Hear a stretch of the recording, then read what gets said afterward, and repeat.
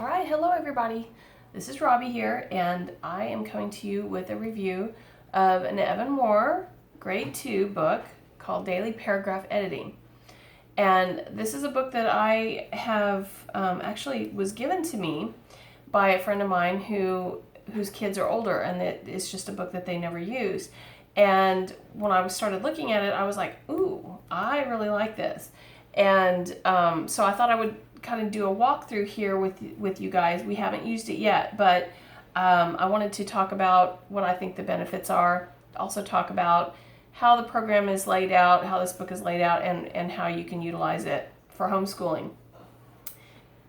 This book is for grade 2. I have a third-ish fourth grader, technically third grade, doing some fourth grade, some third grade. So why am I looking at second grade? Because I don't feel like that this is too elementary for a third grader, maybe even a fourth grader. So I feel like my son's got pretty good grammar skills, but you know, I don't work to any particular standards, right? As a homeschooler, some people choose to do that. I don't choose to do that, but I feel like he's got pretty strong grammar skills. But this is a great way to practice those grammar skills and see if you can recognize errors. Again, I'll kind of walk through this and maybe you can make your determination, as to what level you think you would need if you were to want to use this as either part of your language arts program or as a supplemental. But I really don't feel like that this is too elementary for third or even fourth grader. So this daily paragraph editing is set up to be a classroom supplemental. They have it so that you can tear out these pages and reproduce them for a classroom. So as a homeschooler, there's some things that you need to know if you're going to be working from the book. I don't even know for sure if you'd want to work from the book, but I'll kind of go into that in a minute. But it does give, the different the scope and sequence. It talks about all the different elements that are going to be covered and what lesson they're going to be covered in. So it's going to cover capitalization, beginning of sentences, days and months, holidays, incorrect use of capitals, names and titles of people and nationalities, names of places, nouns used as names, title of books, magazines, poems, stories, word, I don't even know what that is. Word. Anyway, so as you can see, some people don't even start formal grammar till third grade. So that's why I don't feel like this in any way is too elementary for a third or fourth grader to use. Language usage, it covers correct use of singular and plural forms, correct use of verb tenses, use of correct adjective and adverbial forms, correct or use of correct pronouns, punctuation with apostrophes and contractions and possessives improperly placed, apostrophes, punctuation, commas, after salutation and closing in a letter, between city and state and city and country names, between items in a series, in a date, and to set off quotations. So, we have another page here. Okay, so we're going to talk about punctuation, periods, at end of sentence, in time and measurement, abbreviations, in title abbreviations, in run-on and rambling sentences, fragments, punctuation and quotation marks in speech with titles of poems, short stories, songs, improper placement, punctuation, other miscellaneous.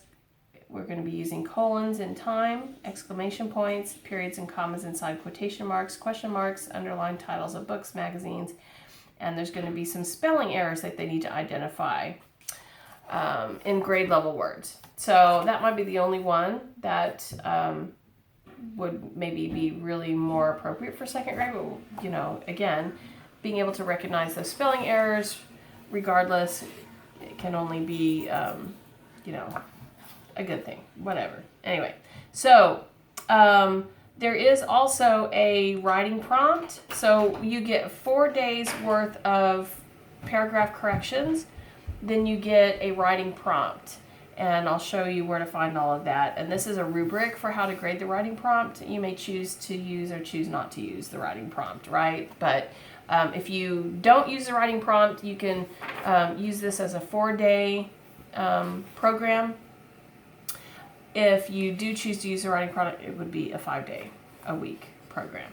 So it's got a proofreading mark page. So this is fantastic. You can tear this out and laminate it. And then they have a reference for what the editing marks, proofreading marks are. There's a checklist to review and revise writing. So if you're using the writing prompt, or if this is actually a fantastic reference for any kind of writing assignment. So you could, but you see there's content on the opposite page. So if you choose to use this, you might want to tear it out, scan it, print it, and then, because otherwise you're going to cut it in half and you're going to lose the answer key to these corrections. So that's why this is definitely created for a school or classroom environment, because it's meant to be, reproduced. So the anyway, take that for what it is. I just want you to know about it, because if you take this and cut it out, then all of a sudden you've lost your answer key to this. So anyway, I like these for any writing assignment. I think this is a good checklist for any student for any writing assignment. Okay, so again, if you're working out of the book, the student is doing the corrections to this paragraph, and the answer key is going to be right here on the facing page. So you either want to cover this up while they're working, or tear these out. Because if you tear it out, the answers on the back refer to the next lesson. So they're not going to have access to the answer key for this if you tear the pages out and just hand them an individual page. But I did want to make a note of that, because you'll have to cover this up if they're working out of the book. But each paragraph, you get 4 paragraphs per week. So they could do 1 paragraph a day if you're working on a 4-day week and you want them to do it every day, mostly every day. It will to give them the what to really watch for, although these won't be the only errors in the paragraph necessarily. Obviously the beginning of sentences is, going to be something that they need to watch for, and punctuation, that sort of thing. But their focus for this paragraph is going to be names of people and places and question marks. Then this one is going to be names of people. Then we got the answer key here with all of the proofreading marks to these paragraphs. So that's how the layout is, and it'll go through all the different weeks. It is a 36 week. Yes, 36 weeks. So traditional, 36-week school year format.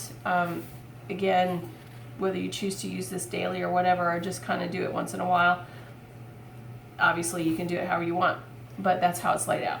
So, we're going to be watching for commas in this one. This one doesn't really give anything specific. Watching for question marks. Names of people and months, apostrophes. We're into week 4. Let me kind of go towards the end here. Now we're into week 19. We're going to be looking at dates, greetings and letters, names of people and holidays, apostrophes, closings and letters, titles of books. And then at the end, names of people, magazines and books, names of people and books, question marks, dates. So it does, as students typically work through a grammar program and it builds with the different concepts that they learn, this will go along with that.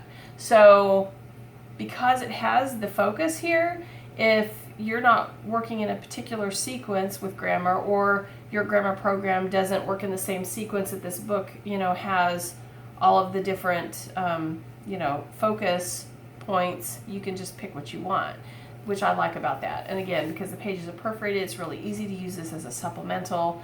You wouldn't necessarily have to use this daily, but being able to find errors in your own writing is really challenging. And so to get practice finding errors in other people's writing lays a foundation for being able to find errors in your own writing. And trust me, I've got one high schooler that's already graduated. I've got one that is in high school right now, and that is the biggest struggle. One of the biggest struggles I have is that they can't find and catch their own mistakes. And so I feel like, they're relying on me to find all of that. And that gets very frustrating. So I really want to try to hone in on those skills as early as possible. And as long as it's not, frustrating and, causing tears and that sort of thing. That's why I was like, can I have this book? If you don't need it, can I have it? Because I like it. I like it. I like that they're short. It's not a huge whole page of writing. A whole page of editing. It's just one paragraph, but it's got enough errors in there that it's not overwhelming. It's still covering everything. I like it. I really like it. I don't care that it's for second grade. I don't even care about that. So, all right. So when we get to the end, here we got dialogue, question marks, so we're into quotes and that sort of thing. So yeah, it's got everything covered, for grammar. Okay, so now we're into the writing prompts. Okay, so again, this is content that would normally be written on, and on the back side is the writing prompts for week 1, 2, 3, and you're supposed to, cut these apart. So again, it's meant for reproducing in a classroom environment. So if you want to use these writing prompts, then you'll either need to understand that this is going to be, you're just going to have to reproduce them.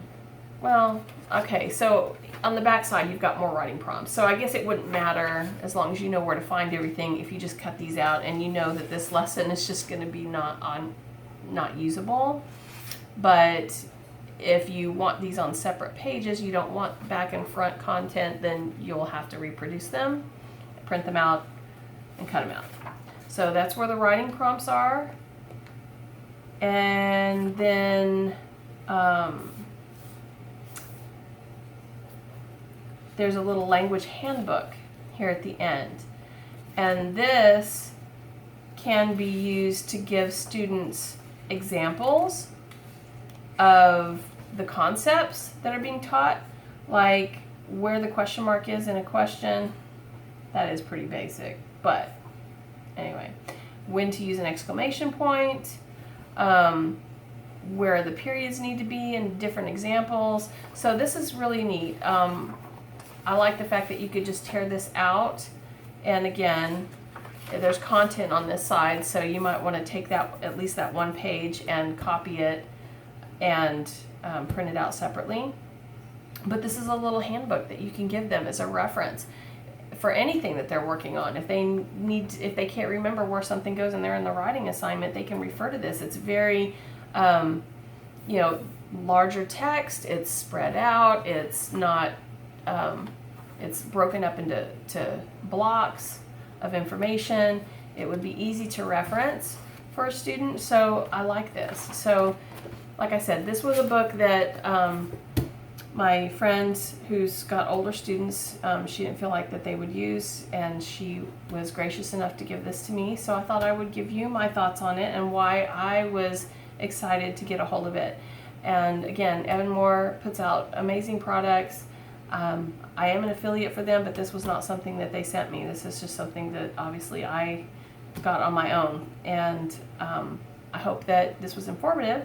And if you like this kind of content, please do subscribe and click the bell for your notifications when I do list. Summertime is when I list the most content, because when I'm homeschooling, it's a lot more sporadic as to when I can put content up. But during the summer, I do a lot more.